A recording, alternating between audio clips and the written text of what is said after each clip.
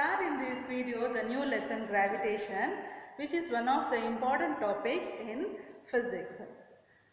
You all are familiar with the word gravitation. Without the gravitational force, we will be unable to stand erect on the surface of the earth. And you all know that the force is required to change the speed or direction of a moving body. A body which is at rest, it requires a force, external force to act on it to start to move, to change its state of rest. Similarly, a force is required, a moving body to stop. So, force, it can make a body to move or it can make a moving body to stop. Hence, it also can change the direction as well as the speed of the moving body. You all are familiar with this. Okay, let me give some examples. You also know that the sun, around the sun in the solar system, all the planets are revolving around it. Similarly, the earth, when we take moon, is the natural satellite revolving around the earth. We can give even many other examples. Like when you drop a stone, what happens to the stone when we drop it? It falls towards the earth. Why? What do you think about it? Why can't this stone, when it is dropped, it even can fly or it can go to some other spot in an upward direction or sideward direction. But always when you drop it, it falls towards the center of the earth's surface.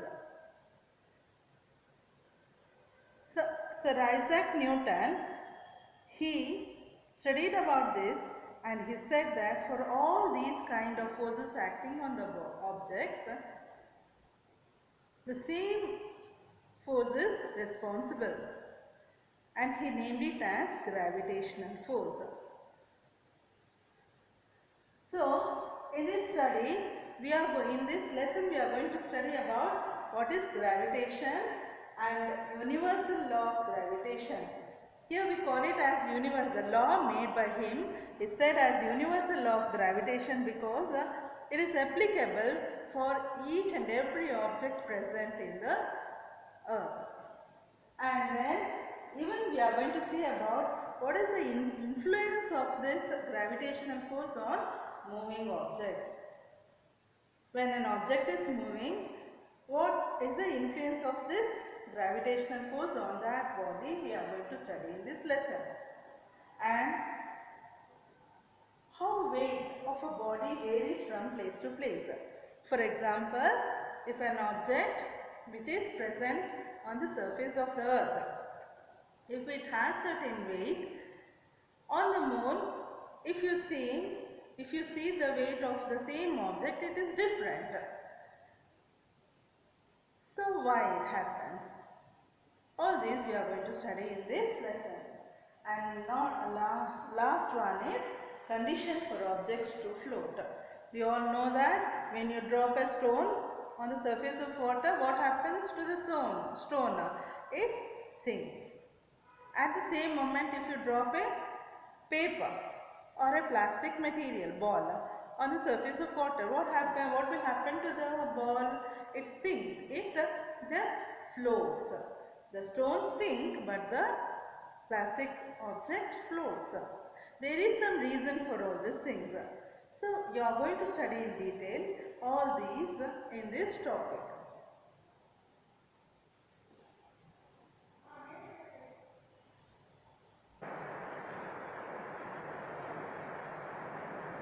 Okay students, as we have seen earlier, let us see what does this term gravitation says to us. Let me give one small incident. Once Newton was sitting below an apple tree and all of a sudden an apple fell on his head. He had a thought, why this apple fell on my head?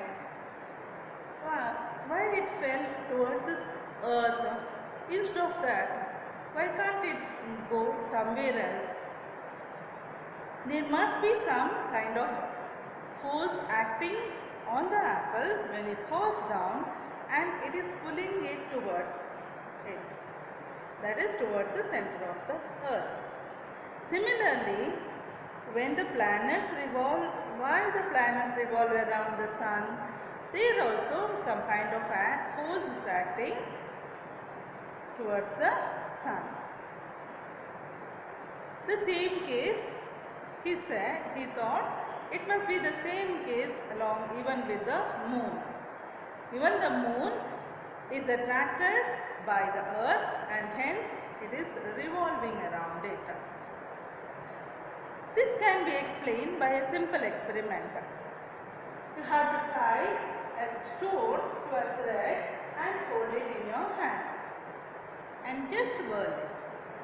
When you whirl, what will happen to the stone? The stone moves in a circular path. You can able to see the stone moving in a circular path. And all of a sudden, if you leave the stone moves tangentially in a straight line. It does not move in a circular path, but it moves straight. Tangential. Here, the word tangent. It says that tangent is a line which touches the circle at only one point. At just one point, it touches the circle. So, such a line is called as a tangent. So, even here, the stone when you leave, it moves tangentially to the center, towards the center, away from the center. Since you are holding it and while whirling, some kind of force is attracting the stone towards the center and we call it as centripetal force. It is called centripetal because it is attracted towards the center. And he also said when the stone is falling towards the earth is attracting it. According to third law of motion, for every action there is an equal and opposite reaction. Since the earth is attracting, the stone is falling down. Similarly, the stone should attract the earth. But why the earth is not moving towards the apple? Sorry, here I am speaking about the apple. When the apple is attracted by the earth, it is falling towards the center of the earth due to the gravitational force. But according to third law, for every action there is an equal and opposite reaction. Hence, the earth should be attracted by the apple. But the earth is not moving towards the apple. What may be the reason here? He explained it with his second law of motion. According to second law of motion, acceleration is inversely proportional to the mass of the object. When the object has more mass, it requires a large amount of force to move, accelerate. Similarly, the earth has, due to the mass of the earth, the apple is attracting the earth, but due to the mass of the earth is not moving towards the apple. So thus he explained the law of gravitation. He gave a law of gravitation, and this law is applicable for all the objects present on the earth and for all the objects. It may be a sun, a moon or whatever it is. Hence, it is called as the universal law of gravitation. Hope you all understood it. Now let us see what is that universal law of gravitation. How he explained it with derivation. Let me explain now universal law of gravitation. According to universal law of gravitation, the force of attraction between any two objects is proportional to the product of their masses and inversely proportional to the square of the distance between them. Imagine, as I said earlier, an apple and the earth we have considered. So here we have to consider the two objects, that is the apple and the earth. You just consider apple as an object A and earth is object B. Here let us consider this as the apple and this as the earth. In between these two objects, the distance between them let us consider as D. And mass of the object A dm and mass of the object B be small m. Then some kind of force is acting between these two objects. According to Newton's law, the force of attraction between any two objects, it is directly proportional, to the product of their masses. The force acting between these two objects, it is proportional, means it is directly proportional depending upon the product of their masses. Here mass capital M and mass small m. Hence force is directly proportional. When the mass increases, the force also increases. When the mass decreases, the force between the objects also decreases. So we call it as directly proportional. Hence force is directly proportional to the product of their mass. M into M. Let it be equation 1. It also says that it is inversely proportional. The force is inversely proportional to the square of the distance between them. What is the distance between them? D. If it is square of the distance, then it becomes d square. So the force between the two objects is inversely proportional. Means if the distance increases, the force between them decreases. If the distance decreases, the force between them increases. Hence, we can write it as, it is inversely proportional. So we can write it as f is proportional to 1 by square of the distance. So it is 1 by d square. F is proportional to 1 by d square. Let it be equation 2. Let us combine equation 1 and 2. So what will you get? Force is proportional to m into m divided by d square. So what is proportional? This proportional weak symbol, we can replace it by a letter G. So it is written as F is equal to G into M, capital M into small m divided by d square. And this G is known as gravitational constant, universal gravitational constant, and it has a value which we are going to see now. So what is G is known as universal gravitational constant. Thus we get F is equal to G into M divided by d square, and this is known as universal law of gravitation formula. So according to universal law of gravitation, the force of attraction between two bodies is directly proportional to the product of their masses and inversely proportional to the square of the distance between them, and this is applicable for all kind of objects present. Hence it is called as universal law of gravitation. Hope you understood this. Now let us find out what is the value of G.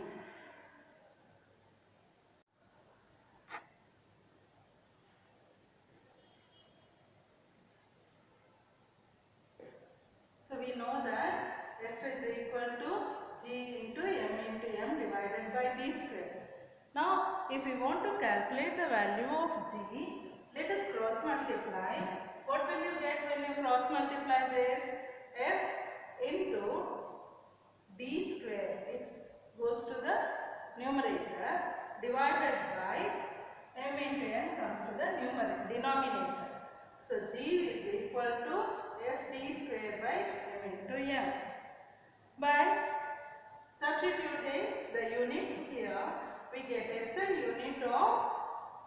universal constant G is Newton meter square kilogram into 10 kilogram power minus 2.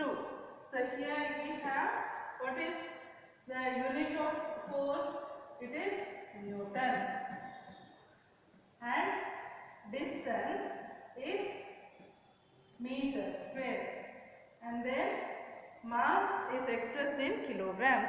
Kilogram into kilogram becomes kilogram square. Mm will be equal to kilogram power 2.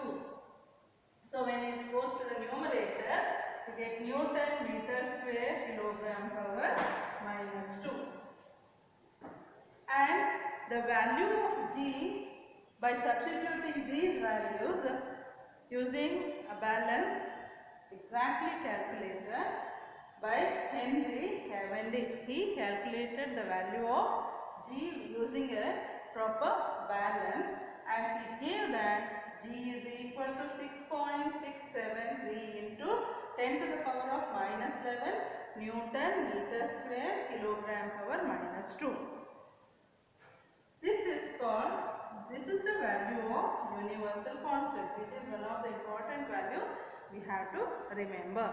While solving the sums, we can make it is given as G is equal to 6.67 into 10 to the power of minus 11, because here 67, it is approximated to 6.7 into 10 to the power of minus 11 Newton meter square kilogram power minus 2. So this is how the universal constant value is calculated, gravitational constant value is calculated, and now we are going to see why it is called as universal constant, what are its importance.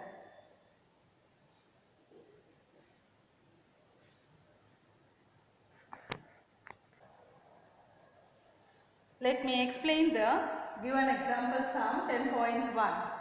Here in this question, mass of the earth is given, mass of the moon is given, and the distance between the earth and the moon is given, and also the gravitational constant is given. You have to find what is the force acting between the earth and the moon.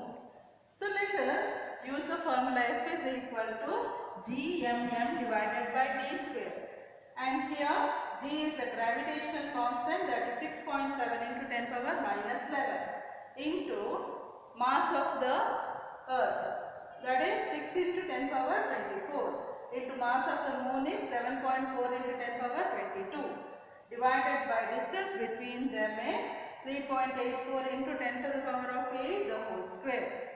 So first, while solving, write these numbers together and the exponents together. So it is 6.7 into 6 into 7.4 divided by 3.84.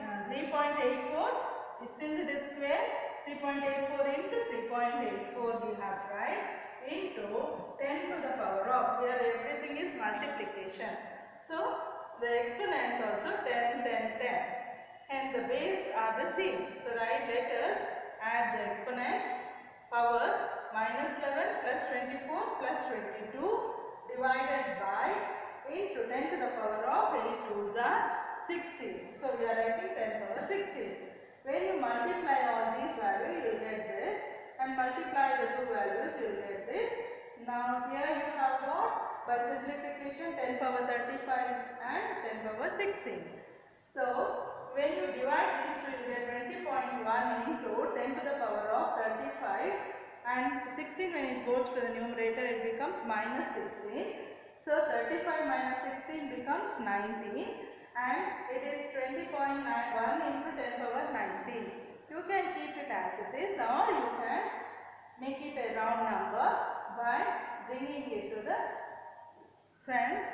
The point will get 20.1 will become 2.01. Since you are bringing the point before one digit, you have to add 1 to 19. So that you will get 2.01 into 10 to the power of 20 Newton. Newton is the unit of force. So this is how the force acting between the two objects can be calculated if all the remaining values are given. Hope you all understood what is gravitation, and why it is said as universal law of gravitation and the formula based on this law. So if you know the formula, you can calculate the given values. This law is called as universal law of gravitation because of certain reasons. Here some are given. Importance of the universal law of gravitation. Why it is taken as so important? Because it explains the force that binds us to the earth, how we are bound to the earth.